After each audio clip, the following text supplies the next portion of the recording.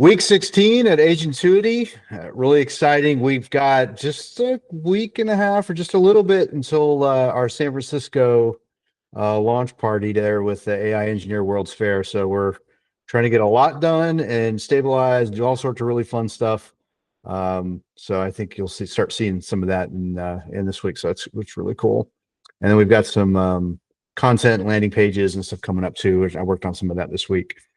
So really exciting, and we're just going to kick it off right away. So Matt, you want to kick us off for week 16? Sure thing. And thank you for joining us, Matt. You've been absent a lot lately. All those storms and whatever it is. Indeed, yes. All right, great. So this week I've really just sort of focused on sort of helping out the experience for new developers. So spent a lot of time this week going through all the default templates that you get when you first do Agentuity create and spin up a new project and new agent, things like that. So that'll be coming soon, hopefully maybe this weekend or early next week. Be a better starting point. One of the things that we spent a lot of time on this past week was sort of standardizing what all those different templates are. So now, like if you go from one template to the next, it looks the same. It's the same sort of concept, et cetera. So hopefully it makes a lot more sense.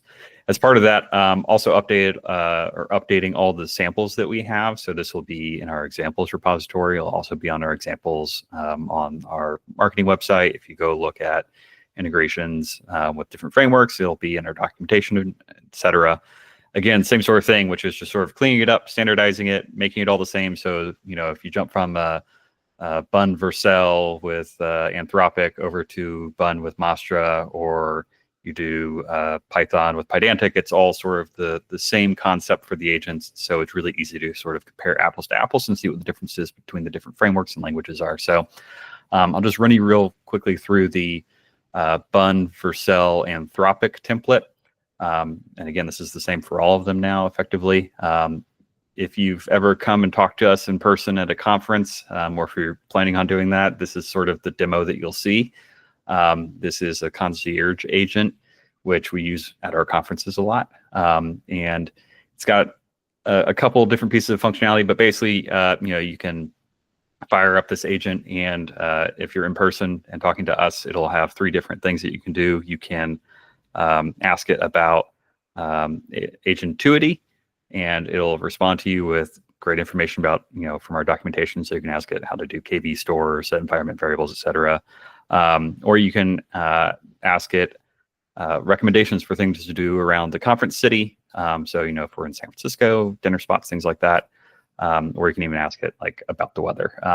So we just sort of went with that for our samples, but it's a pared back version. Again, this is a sample, so we don't want to toss a whole bunch of stuff at you at one time. But as you can see, the prompt, you run it in dev mode. This will grab the prompt from that.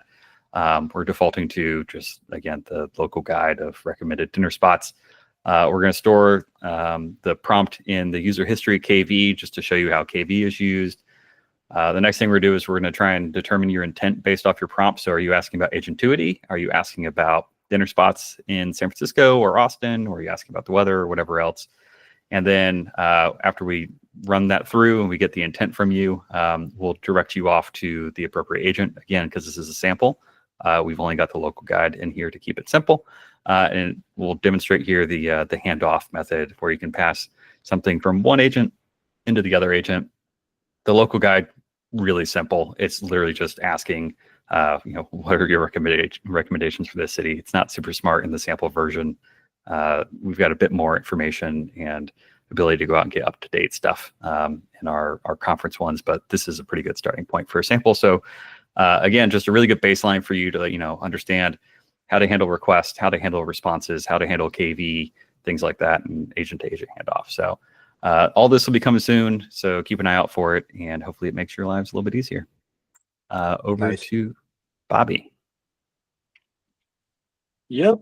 In a similar vein, I have been working on how to share, not quite templates, but maybe we can call these examples, like example repos. So this is a mono repo with an Agentuity project in it. and it's an Agentuity chat example. And I've been working on this deploy now button. So if you wanted, if you created an Agentuity agent and you wanted to share that with people and make it easy to deploy that in our platform, you can add this button right here. And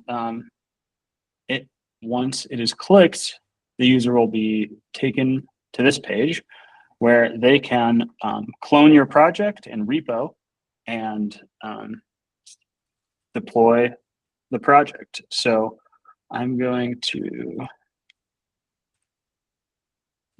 this is going to be my project name for now. We show a couple of different things on this page. We show the README, we show the YAML file for the project and that repo, and we show a sample of the environment variables that you might need. So I'm going to kick this off. So in the background here, we are creating a project, and we're also creating a Git repo for you under your GitHub account if you have the GitHub integration set up. So this is trucking. So after that, you'll be taken to this page where if you have required environment variables in your template, or if you have IO that you need to set up, you can go and configure that. You may recognize some of these modals from some of the other screens that we have in the Agentuity app. And then here you can add the Postgres URL if you have one. Here I'm going to click deploy. This is the part that's not quite finished yet, but you can imagine that finishes deploying. And you can actually even see this over in GitHub. So if we scroll down here, you can see that this deployment's in progress, and you'll be able to navigate to the deployment. And you can see, again, work in progress. Yeah, you can see your deployment right here. See, it's been kicked off. So that's the kind of flow that you can expect from the Agentuity deploy now button. Kevin's got a couple other pieces to go through that are pretty cool. Kevin, off to you. Amazing. Yep. All right, let me share my screen. Cool. So yeah, as Bobby mentioned, I was working on deploy now as well with him throughout the week. And the only thing I wanted to share that Bobby didn't show was maybe you're deploying from a repo that has multiple Agentuity projects in it, not just one. So if you click deploy with Agentuity from that type of repo, what we do is actually search for all of the Agentuity YAML files in the repository, and you'll be greeted with this little UI that asks you to choose the project that you want to deploy. So here we have all of the projects and their descriptions, and as you make the change, you'll see that it also updates the content here, and the READMEs change as well. So if I go back to something else, the README updated to that project's README, that project's Agentuity YAML, and the examples file if there is one. So this is more of like an empty state for it. Yeah, I think that's the only other thing. There are a couple other UI bits that I'll wait until we have a good end-to-end flow to talk through. But earlier in the week, I also worked on some new UI for surfacing some of our AI Gateway data. So the storage section of the app has been renamed to services, and you'll see that there's this new AI Gateway link there. Here is this is a place where you can see all of the traffic going through our AI Gateway. So when you're using our keys, you can see that like all of your agents that are using our keys throughout every session. And you can click each row to take you directly to that session and that span with all of the gateway data in it. So this is like the details of what was what happened during the session and the specific span that used our gateway. Additionally, you can filter by, dev mode only, or I'm just gonna go back to both. Or if you had a specific provider that you wanted to view, you can type in OpenAI, and then you'll see only that type of data. And then this list is also available from the agents section. So if I go to a specific agent, and I open up the sheet, I can see in recent activity all of the gateway traffic from that as well. Yep, that's it for me this week. I think next up is Joel. Hey guys, new face around here. Just coming in as an intern. So this week I worked on a little agent. So let me share my screen. And basically it's a agent that uses the agentic pattern of LM as a jury. So I have two agents I made. So content writer, which is you tell it I want like about an article that you want to write about, and it will write one up. And then we also have the jury, which is different LM models that will grade it based off like a certain criteria that you want to give it. So let me just say write an article, or actually let's say write a blog post about Agentuity, and then just run it. And basically, it's going to be spitting out a blog post, and we have that here and the content writer, and writes a simple little blog, and then we'll pass it off to the jury agent. This is where the jury agent will take a look at it, grade it based off like certain criteria, and then give a score back for different LM models. We have 4.0 Mini, we have 4, and then we also have Claude 3. So as we see, it's right here. It's just writing. It's spitting up the blog post. It's still streaming. 1 second. And so it spits out the article or the blog post that you want to write about, and then runs it through the different LM models, and then it gives it a score based on like different things like clarity, structure, engagement. And then this is pretty useful for when you don't want like a biased report and you want to run it through multiple LMs, and they'll give you a sort of a total consensus summary with all the average scores. So that's kind of the thing I worked on. So yep, passing it on to Robin. Yep. Thanks, Joel. No demo for me today. Just been working really hard on stability and improvements around our dev mode. To quote the AIs, dev mode's been hurting and I've been working. So thanks for bearing with us as we've been going through that stuff.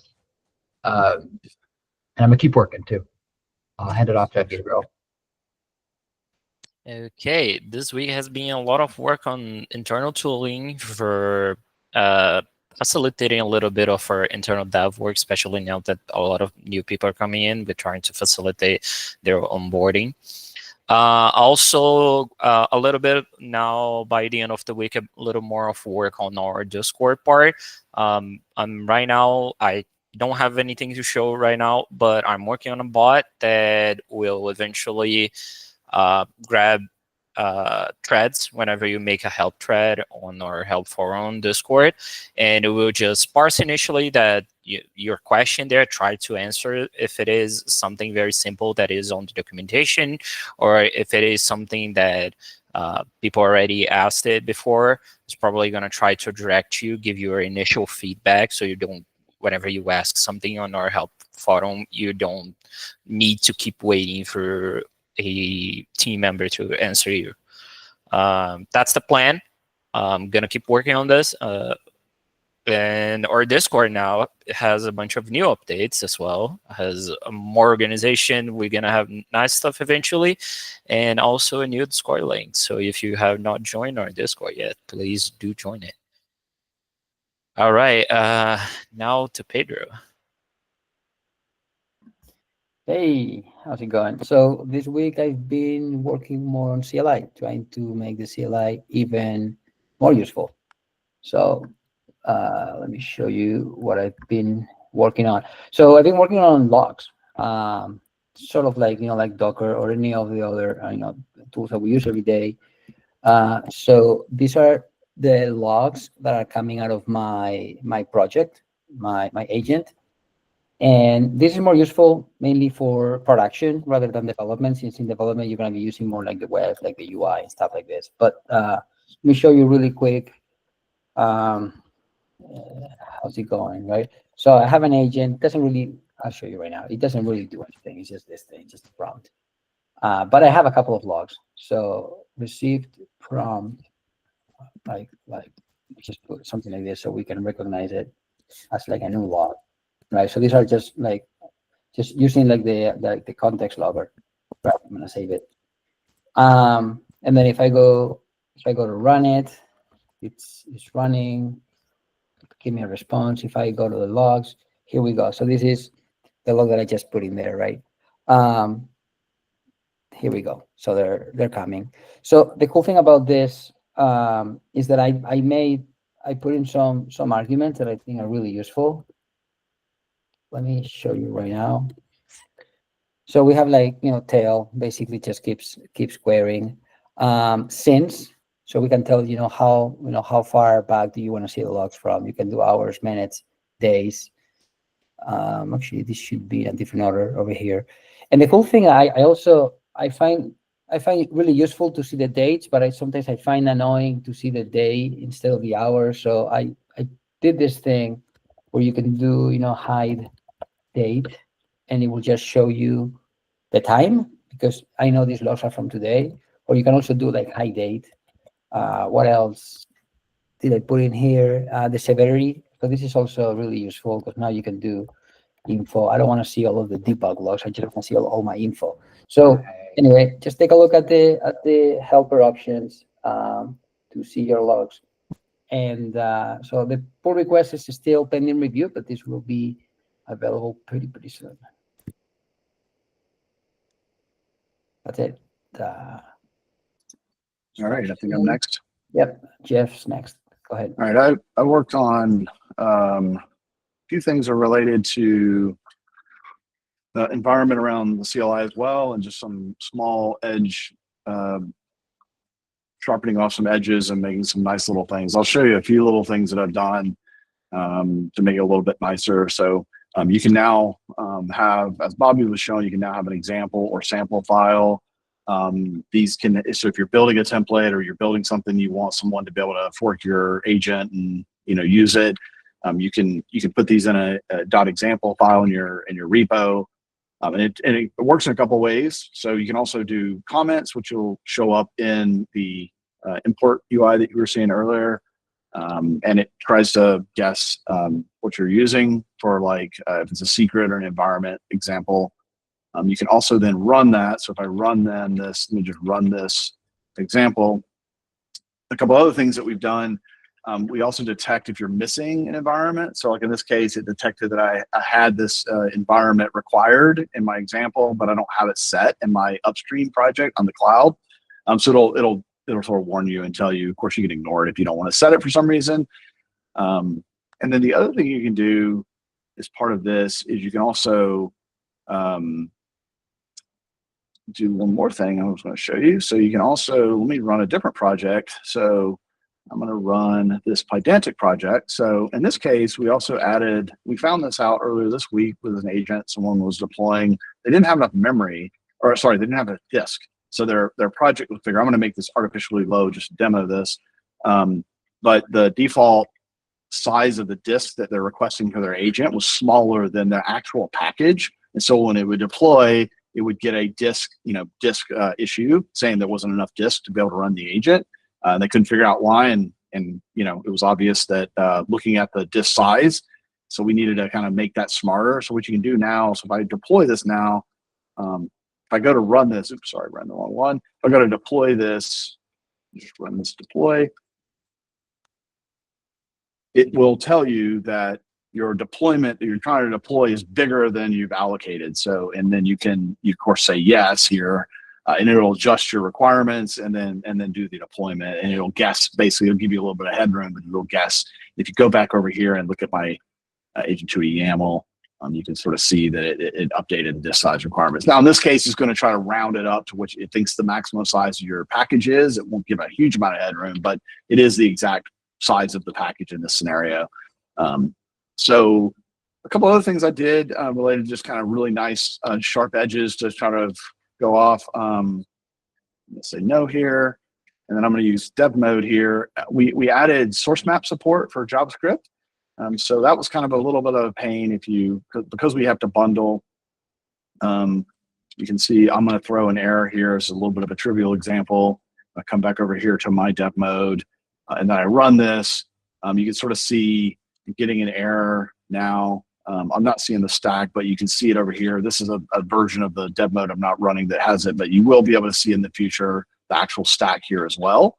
And as well, if you see here, this is also all these errors have been fixed in a later version I'm not running here, but you can also see my agent.ts and the correct location of where that error was in your code versus the transpiled bundled code, which is a bit of a pain. And then the last thing I was going to just show is the development mode environments. So we had a user that was trying to build and they wanted production environment variables and secrets that were maybe separate than their local development secrets. They wanted to be able to have that. So normally the way we would do that is like in a .env, either local or development file. So we had support for that, which is coming out hopefully later today when the templates get updated.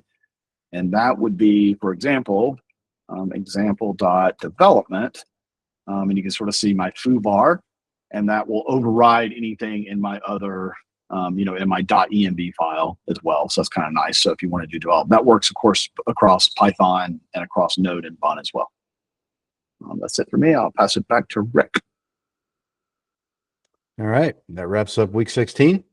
And next week we're doing lots of work and prep for San Francisco. So can't wait to show you what we got cooking. So see you next week. Thanks, everybody. Awesome. See you guys. Bye.